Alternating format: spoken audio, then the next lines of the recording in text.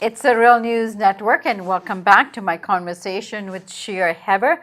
We're talking about the UN report on Israel's occupation or apartheid policies in Israel-Palestine. And please watch segment 1 if you haven't already, because this is a continuation of our conversation.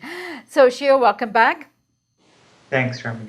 So Shir, what should be done to make this UN report have actual effect and not get buried?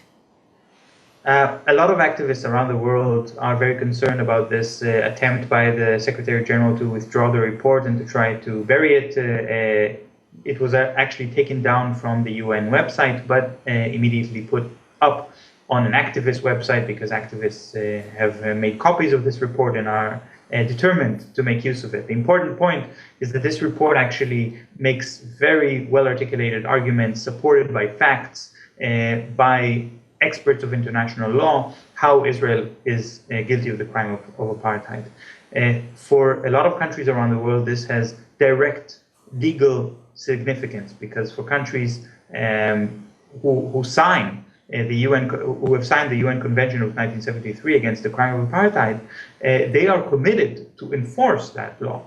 And that means that countries that violate this law and discriminate in a systematic way against a certain group of people in order to establish dominance against them, those countries cannot have simple and easy diplomatic relations with those countries that have signed the convention. And this could apply to trade treaties, and to diplomatic exchanges and so on. All right. Now, give us a greater sense of what is also contained in the report that you know of. You read the report. It's a long report, and I've read most of it. There's still more to read, and I am looking forward to read the rest of it. But I think one very interesting point that needs to be made maybe is not just on the report itself and its content, but also on the role of the global movement against apartheid in South Africa and how it is relevant to the global movement against apartheid in Israel-Palestine. This is a movement that actually started around 2008 when in a large conference in Europe of Palestine solidarity organizations, the word apartheid was promoted as part of the platform of Palestinian solidarity organizations and their agenda in trying to expose Israeli crimes. This decision is very important because, for example, apartheid is not the same thing as fascism. It's important because it shapes the way that people imagine what kind of action can be taken and what kind of protest is appropriate. The way that segregation was defeated in the United States was not with violence and with wars, but actually through nonviolent action. And therefore also, and the same thing applies to apartheid in South Africa, and the same thing, therefore, is also relevant for apartheid in Israel-Palestine. This is a very important argument and a very important point for the BDS movement. The Israeli Ministry of Foreign Affairs has actually found a handful of South Africans, a very small number of them, and interviewed them to try to get them to say that the comparison of apartheid between South Africa and Israel is an insult to South Africans because it shows because it somehow diminishes from the crime of apartheid in the sense that it was committed against blacks in South Africa.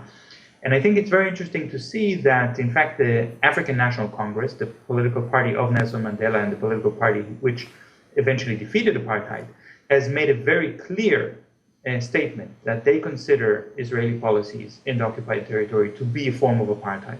We sent a group of legal experts back in 2010 to investigate the Israeli policies in the occupied Palestinian territory, and they indeed found evidence proving that Israel is implementing apartheid policies. Now, this report that came out by the United Nations goes even further and shows that you cannot just look at what's happening in the West Bank and what's happening in Gaza and call this apartheid, because you have to look at the bigger picture and you have to understand that for Palestinians who are separated from their own family, from their own business partners, from their own friends on the other side of the border, even if those Palestinians actually live inside Israel, so they are living in within the legitimate borders of Israel, so not under military occupation, that does not mean that they are not suffering from apartheid. All right, Shir, I thank you so much, and we'll certainly follow the lineage of this report to see whether it has takes root and has legs in terms of advocacy. Thank you so much. Thanks for having me, Charmaine.